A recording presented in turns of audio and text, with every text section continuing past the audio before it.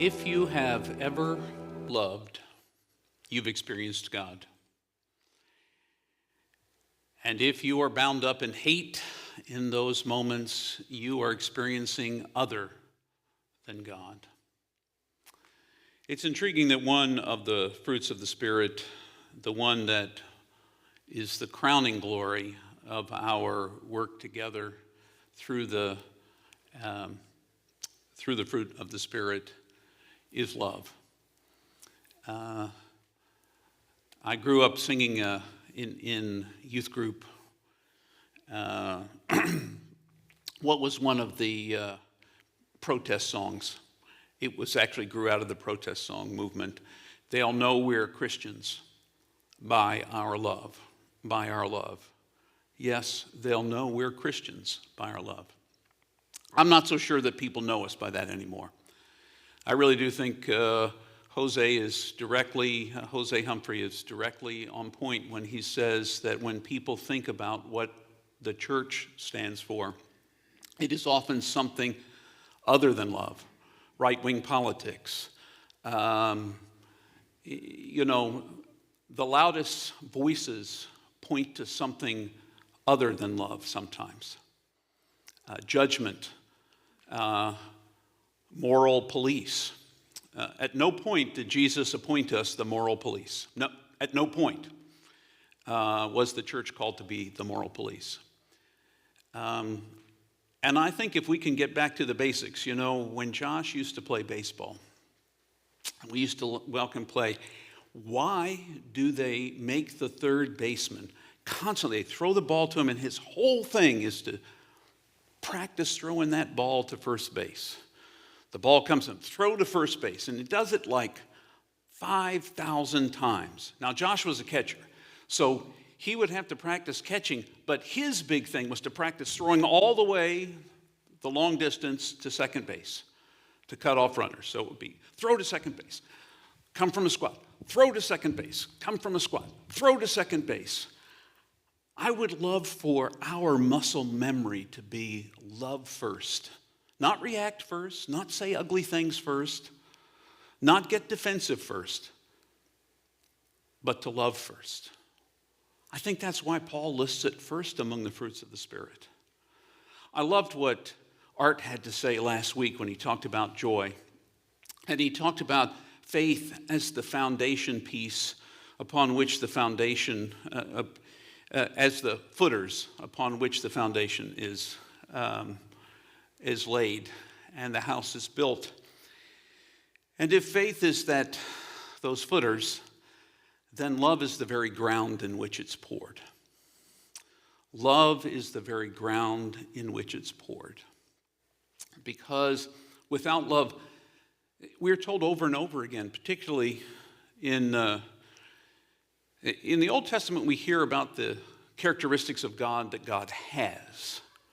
In the New Testament, we hear that God is some things. And the one thing that we hear that God is, particularly in the writings of John, is God is love. The equating of who God is love. So if we have ever loved another person, we've experienced God, because love is God. And God is love. Now, we can say a lot of other things about God, too. I don't want to make it the exhaustive kind of definition of God, but it is a place to start. Because, Jesus in the Gospel of John, this one commandment, I leave you one commandment, love one another. One commandment. In the other three Gospels, Matthew, Mark, and Luke, he gives us those two commandments. Sometimes he's the one that says them, and sometimes he elicits them from the person he's talking to. But it is to love God with all that we are, essentially, and love our neighbor. And who is our neighbor? Pretty much everybody. There is nobody who's not our neighbor. And we have to learn to love. I took the easy road this week. It wasn't the easy road. But I chose a passage that we hear most frequently in weddings. And we usually only cut to the chase. We only cut to the middle pieces. 1 Corinthians chapter 13, 4 through 7. But I think the whole chapter bears listening to once again. Because when we talk about the gifts of the Spirit, when we talk about the gifts of the Spirit, Paul is going to tell us, by listing them all at the beginning of this passage, that if we have all the gifts of the Spirit, if we can move mountains with our faith, and we don't have love, we ain't got nothing. Nothing. So listen to these words from Paul in 1 Corinthians chapter 13. If I speak in the tongues of human beings and of angels, but I don't have love, I'm a clanging gong or a clashing cymbal. I'm noise. I'm noise. If I have the gift of prophecy and I know all the mysteries and everything else, and I have such great faith that I can move mountains, but I don't have love, I'm nothing. If I give away all that I have and hand over my own body to feel good about what I've done, but I don't have love, I receive no benefit whatsoever. Love is patient. Love is kind. It isn't jealous. It doesn't brag. It isn't arrogant. It isn't rude. It doesn't seek its own way. It isn't irritable. Yeah, that's one that's kind of broken for me, but I'm working on it. It isn't irritable. It doesn't keep a list of complaints. It isn't happy with injustice, but it is happy with the truth. Love bears all things, believes all things, hopes all things, endures all things. Love never fails. As for prophecies, they will be brought to an end. As for tongues, they will cease. As for knowledge, it will be brought to an end. We know in part and we prophesy in part, but when the perfect, the whole, the complete comes, the partial will be passed away. When I was a child, I spoke like a child, thought like a child, reasoned like a child. Now that I've become a man, I've put away childish things. Now we see in a mirror dimly. Then we will see face to face. Now I know partially. Then I will know completely as I have been completely known. Now, faith, hope, and love remain, these three. And the greatest of these is love. Love. I told you in the introductory sermon to the series on the fruit of the Spirit that as a follower in the path of Jesus, we're meant to manifest all of these fruits. But if there is one fruit that you are meant to manifest above all others, and I say this with a great deal of hope and belief, the greatest one you can ever manifest is love. Now, if you're one of those folks who feel disenfranchised by what happened on Tuesday, or if you know folks like that, your call is to love and to seek those who will love you in it all.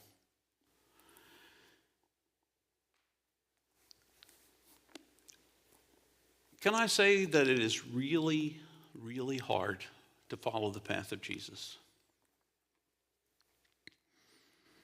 I know some of our sister and brother churches in the world seem to make it out to be that if you say one prayer, you're in. I think saying one prayer is the beginning of saying one prayer again and again and again. Today, let me be love, God.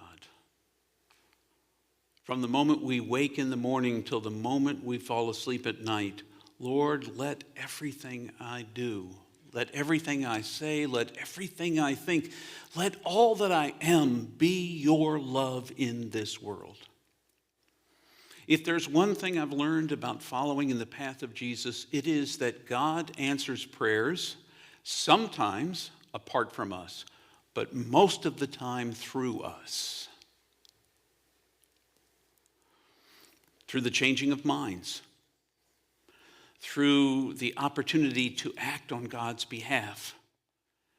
If it was pointless to be human, God would never have become one in the form of Jesus, just to redeem the brokenness, and have wasted 33 years growing up and then teaching people and then dying. If it was all about the death and resurrection piece, why do anything but become incarnate, do something that ticks off the Romans, get killed, raise again, and show everybody the business? Why?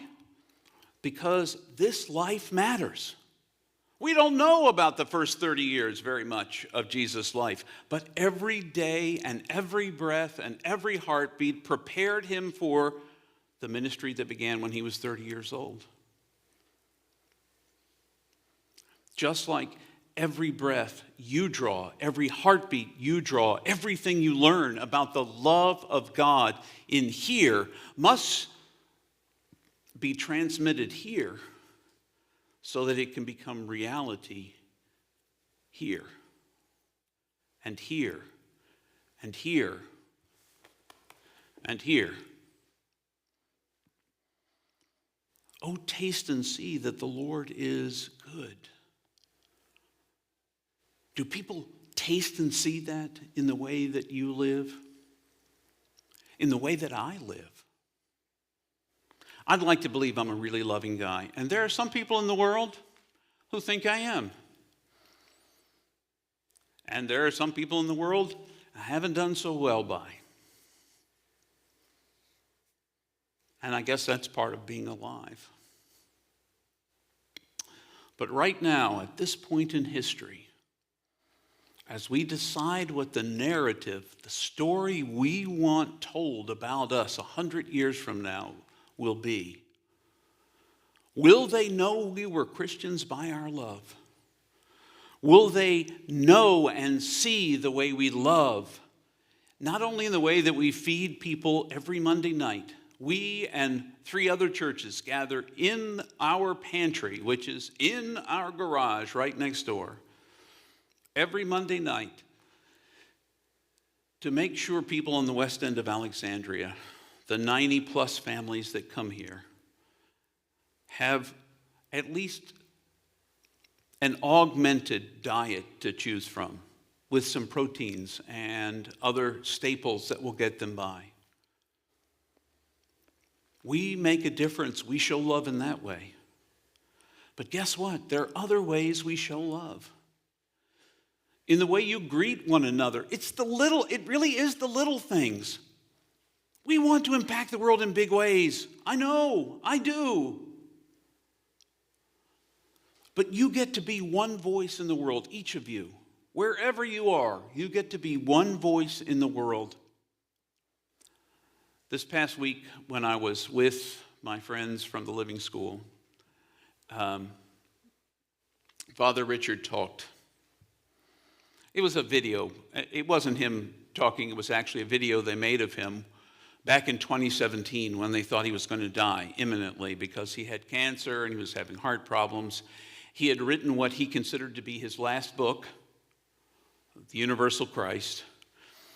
And now he's written 3 books since then. He's like the final thing God gave me to say. I wrote it in The Universal Christ. And then he wrote How to Read the Bible, The Nature of Evil, and a new book that's coming out this coming year.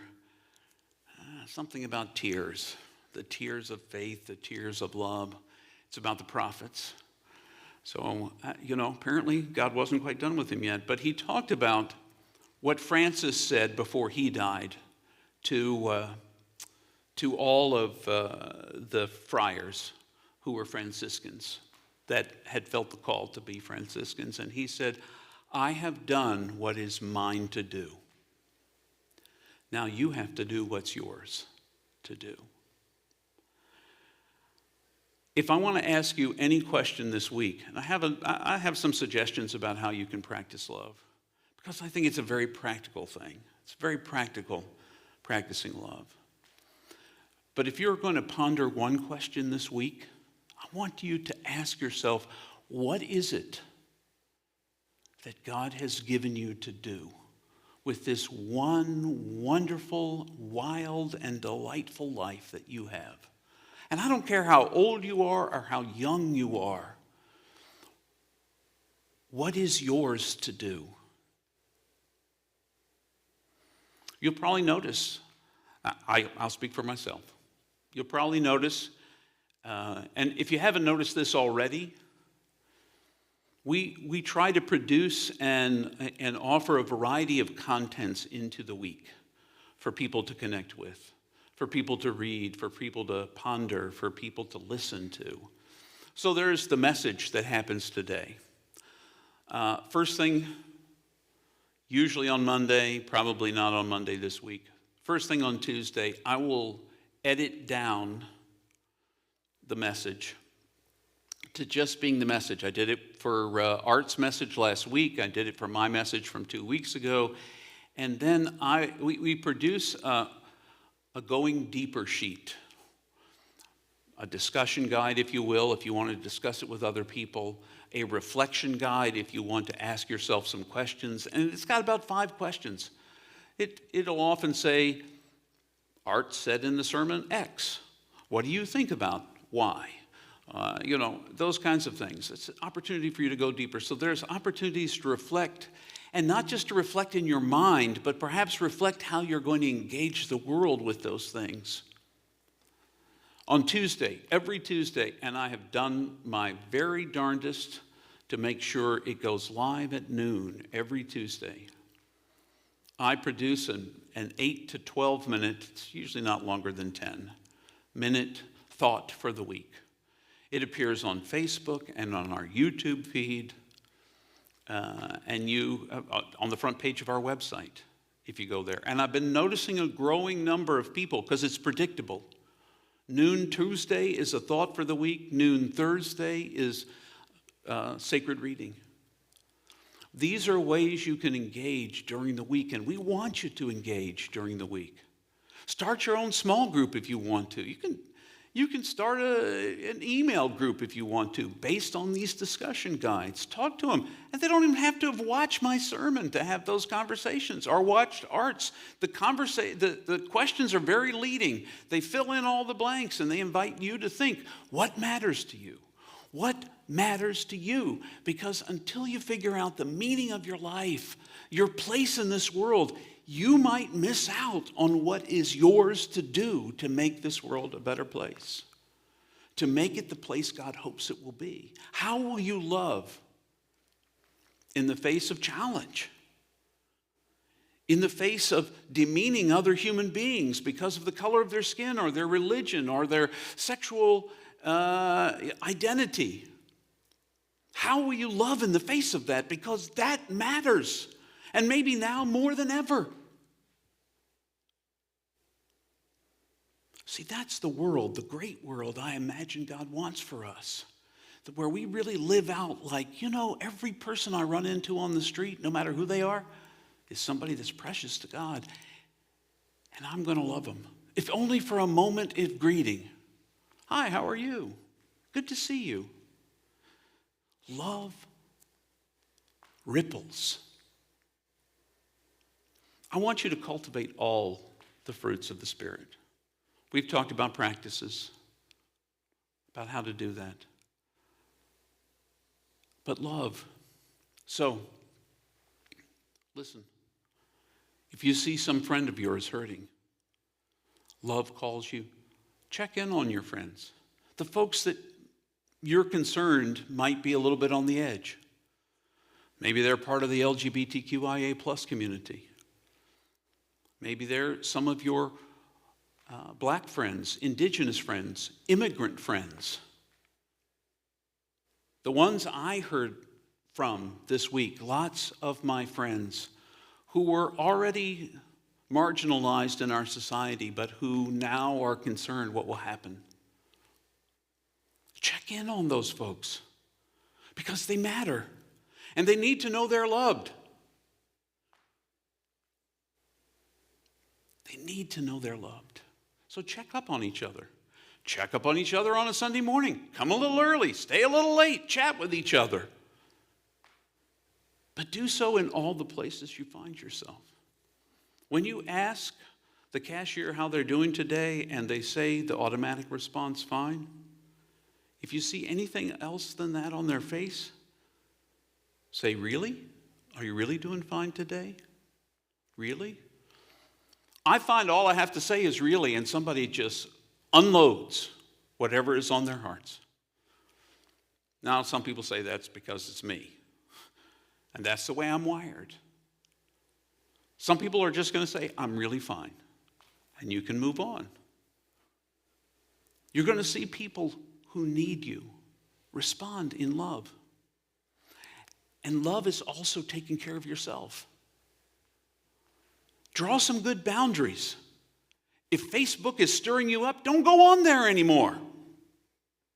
I had that debate with myself on Wednesday, Thursday, and Friday of this week. I finally set a timer, 15 minutes. That's my maximum social media for the day. Because it just stirred me up. I don't watch the news anymore.